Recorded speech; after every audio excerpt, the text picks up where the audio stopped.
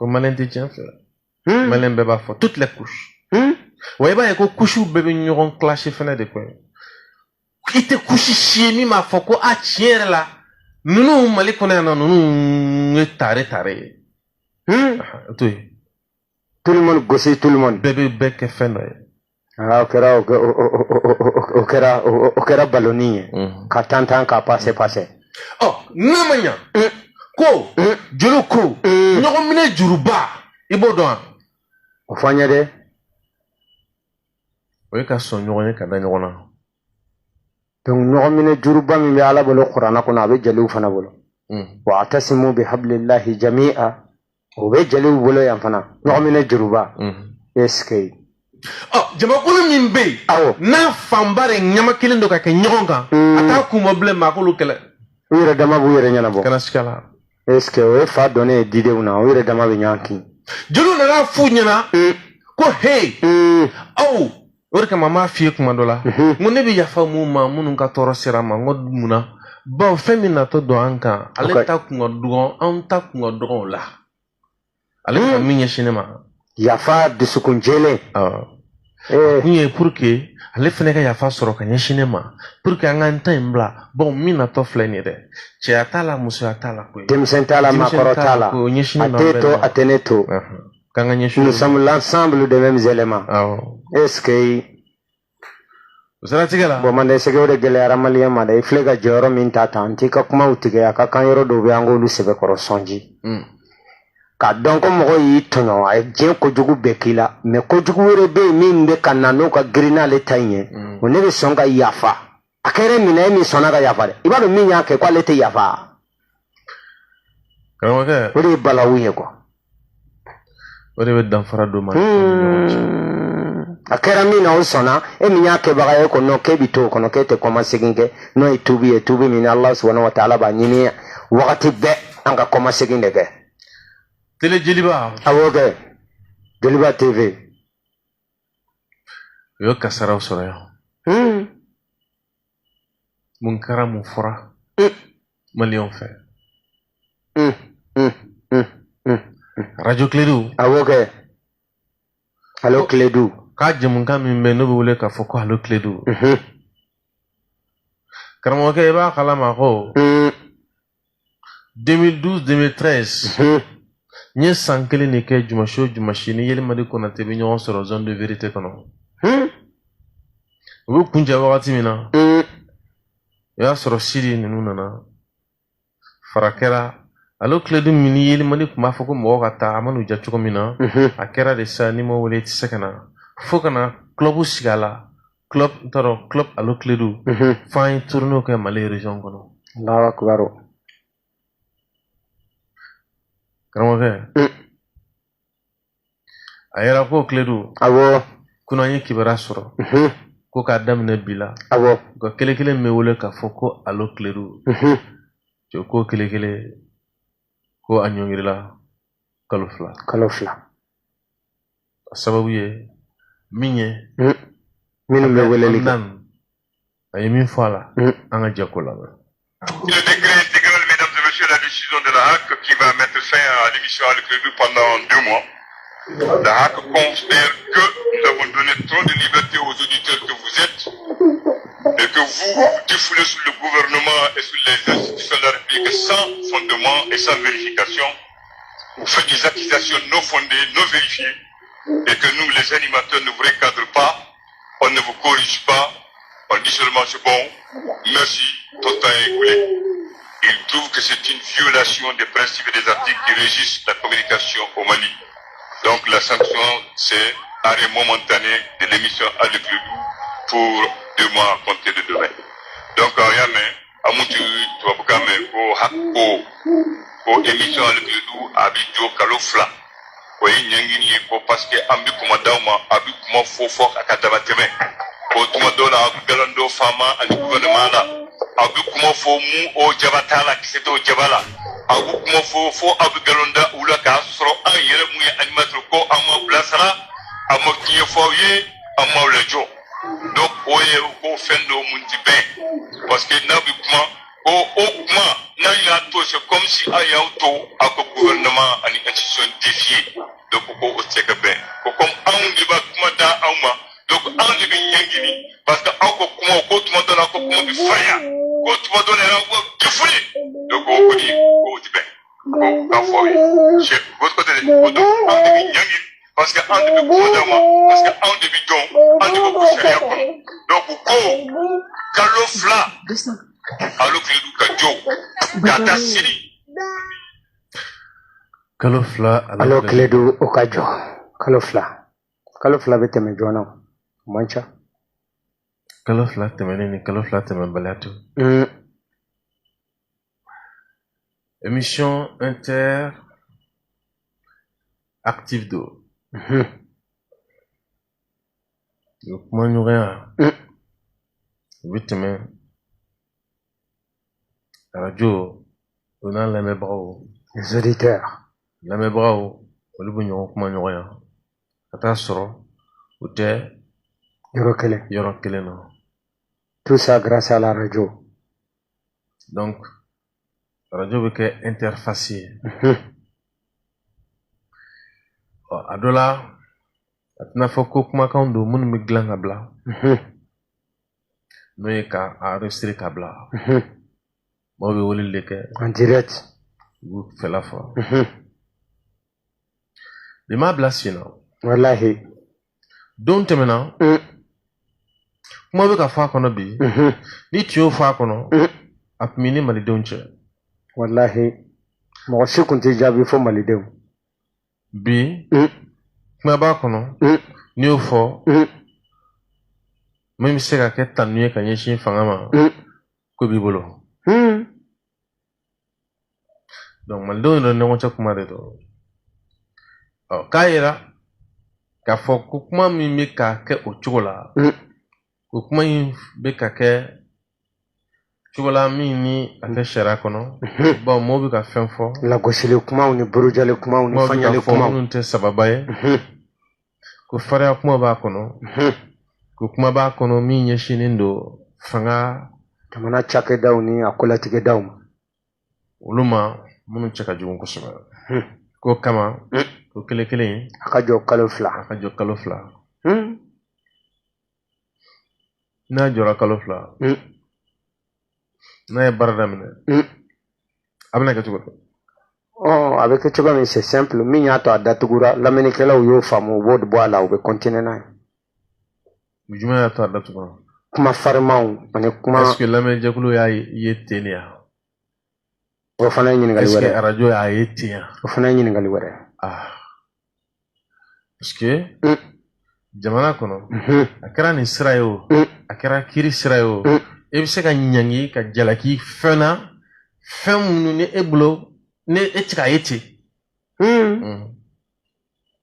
est-ce que jamana kono awo kuma den juman talendo ka fo kenyo do fo walma abi fo mako frazi kuma juman de talendo ka fo ko ni fo ko yele no ka fo ko e akara farin sariya la aw ye sariya dona ya ne rek me fe ko de nyini ngali kila ngo kuma sariya mun fo ni ko nuka kuma farma mun kuma re sariya la mun kuma farma ka defule to ki tege fuli ka chichi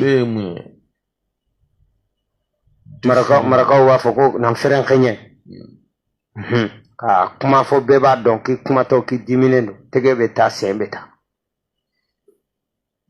ambo de wele jamana ngono ko kuma farma ni ma fili de bah bon shara kon taite shara ka foni bi wele ke radio la faut parler doucement shara faut pas faire les mains tout ça là shara mi kamura shara mo foto ouais fait va ka chika cha au détail au maleo non ma kafari ma faria c'est compliqué adola imana kuma nyao nyama iba soro dore baye ebi ka minfo hein sisan ne tɛ ka kuma ni dɔndɔni ya doucement mais nin doucement ni ne ko kuma bila i la sisan cɛkaramɔgɔ a bɛ fariya dɛ parce que kabla ula wa we ne la o mais an ka bila ala fo ka ɲɛ sinon k'a fɔ ne nin fɔcogo ni nɔgɔyani ye k'a bila i la donc kuma fariya dɛnnen tɛ a fɔ cogo la voilà a labɔ cogo la il bɛ se ka kuma tout doucement avec finesse ka taa sɔrɔ sɔn bɛ ka cun kuma dɔ yɛrɛ bɛ yen i b'a sɔrɔ a ka jugu dɔ wɛrɛ tɛ ɲininkali dɔrɔn o de ka jugu maliyɛn ma ɲininkali dɔrɔn ask parce que est-ce que défoulement min bɛ ka fɔ a dɔ la i b'a sɔrɔ dɔ de bɛ yen min bɛna kuma dɔ fɔ parce que i b'a dɔn n y'a f'i ɲɛna n ko mali kɔnɔ mɔgɔ dɔ bɛ yen n'olu bɛ k'i dɛmɛ dɔrɔn a fɔ k'u ɲin bɔ a la walahi a sabu k'u bɛna jama suya u bɛ jugu caya a caman bɛ sɔrɔ ten de dɔ bɛ na i b'a sɔrɔ ale ka cakɛyɔrɔ walima ale n'a ka dugu cɛ walima balan dɔ bɛ yen ale degun dɔ b'ale kan a bɛ k'o ɲɛfɔ wagati min na dɔ bɛna don dɔrɔn k'o kuma kɛ n'a fɔ n tɛ pɔri faso den jugu kan finalement o tigilamɔgɔ jaabitɔ mɔgɔ bɛ taa don mɔgɔ dɔ gasi la a hakili tɛ mɔgɔ min yɛrɛ la walahi a kuma tɔ a hakili t'o la yɛrɛ awɔ défilement ninnu bɛ sɔrɔ yɔrɔ de fɛ parce que dɔ nana ka jɔrɔnako n'a ka haminako fɔ dɔrɔn n'a ka gɛlɛya a ka gɛlɛya fɔ min kɛlen don k'ale sa ɲɛ na min kɛlen don k'ale dɛsɛ ko bɛɛ la a tigilamɔgɔ dɔ bɛ se ka na dɔrɔn k'o kɛ n'a fɔ fu o dun tɛ bɛn maliyɛn ma non n'o kɛra dɔrɔn kumaw bɛna gɛlɛya u ni ɲɔgɔn cɛ mais kuma bɛna gɛlɛya u ni ɲɔgɔn cɛ u yɛrɛ dama de don en même temps fɛnɛ maa min bɛ ka kuma d'u ma o b'a ye tiɲɛ don kuma taɲinen don parce que c'est une émission interactive kumaɲɔgɔnya jamukan de don kumaɲɔgɔnya kɔnɔna na i b'a ye k'a fɔ ko tokuna kɔrɔ i m'a ye ni i bɛ fɛ ka fɛn ni kuma ye ni ko i bɛ wuli tokuna a b'i lasigi donc ni maa min bɛ fɛ ka jɛgɛ ka na neniw ni fɛnw kɔnɔ min tɛ laɲini ye animateur bɛ se k'a lakile mais animateur nana ye k'a fɔ ko o t'a la ko fo dɔrɔn a tigi bɛ ka kuma ni teliya parce que wagati dɔ de b'a bolo a ka se ka kuma dɔ fɔ wagati dɔ kɔnɔna na ka se ka kuma ni teliya ye u bɛ se ka na caractère wɛrɛ ou bien i bɛ ka kuma minnu fɔ kumaden dɔw bɛ se ka na a kɔnɔ ka taa sɔrɔ o tɛ laɲini ye pas que o tɛ n'i bɛ ka kuma ni teliya i bɛ ka fɛn minnu fɛnɛ fɔ fɛnɛ a dɔ la tiɲɛ de don bon a bɛ ka fɔ mɔgɔ tigilamɔgɔ bɛ se ka miiri k'a fɔ ko kuma gɛlɛyara c'est comme nara sira kun tigɛlen tɛ kosɛbɛ ni maa min bɛ balo nara sira kan maa min mɔgɔ bɛ taa ni ka segin na kuma bɛ nara n'i ko k'u ka nara kuma fɔ o ne ye mɔgɔ min ma deli ka nara in ɲɛkisɛ la a ka kuma bɛ se ka kɛ kelen ye Angleterre pomme de terre tellement u ka jan mais min degunnen don n'ale ka baara ni a ka ko bɛɛ bantɔ don ka sababu kɛ sira gɛlɛya ye e bɛ fɛ ale k'a fɔ cogo di de tuma min na maa si tulo t'a la ayi n'o ye kuma sɔrɔ o ka fɔta ne ta tɛ se ka kɛ kelen ma a yɛrɛ an na don tɛmɛnenw na ko miliyari 2 a n'a kunkanfɛn ni 100,000 caman ko de bɛ sɔrɔ Kayi sira kan a b'o kɛ i b'a ye k'a fɔ bi Kayi sira gɛlɛya min b'a la o dogolen tɛ mɔgɔ la walahi n'i ko ko Kayikaw k'o kuma fɔ min bɛ balo o sira kan min bɛ kuma bɛɛ o sira kan e fɛ k'a fɔ cogo di u ka fɔta ne ta tɛ se ka kɛ kelen ye cogo si donc n'o tigi nana gɛlɛya dɔ fɔ gɛlɛya min ni e de kan ka ko ɲɛnabɔ n'i nana jira k'a fɔ k'a tigi ka kuma ka gɛlɛn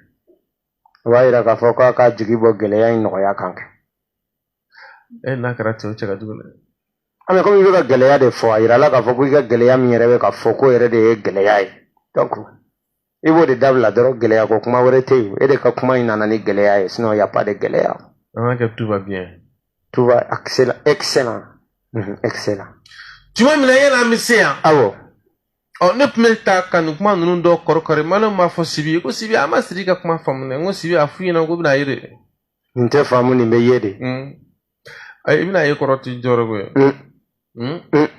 fɛn min natɔ don e ɲɛ b'a la ne ɲɛ b'a la i y'a faamu de o de kama i bɛ ka kuma caya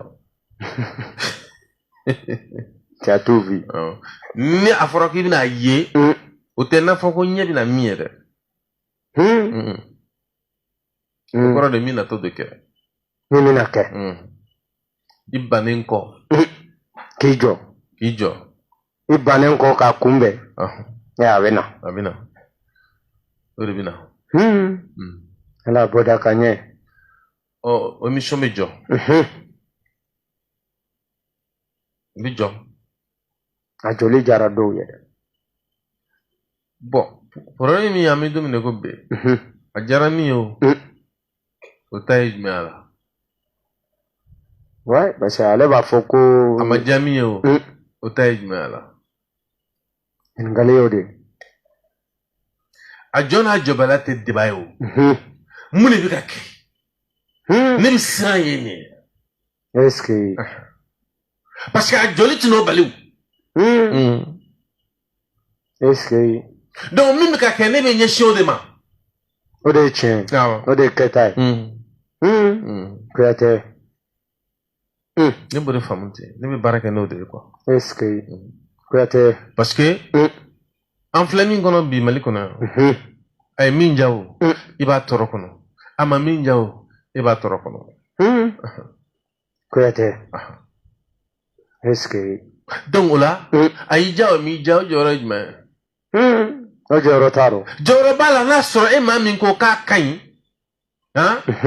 ne tiɲɛ don k'a fɔ k'a ka ɲi e maa min b'a la k'a man ɲi n'a sɔrɔ ko jɔda b'i la ka se ka ko dɔ dilan sinon k'a fɔ a man ɲi ten dɔrɔn o fana t'a ɲuman ye dɛ karamɔgɔkɛ kuyatɛ ko hakili k'a lajɛ ayiwa sanction ninnu bɛ se ka nɔgɔya cogo min na an yɛrɛ dama ni ɲɔgɔn cɛ voilà parce que a dɔ la awɔ u bɛ se ka wele k'a f'u ye u k'a lajɛ ka kumaw bon a bɛ ɲa a ma nɔgɔn quoi ala k'a ɲa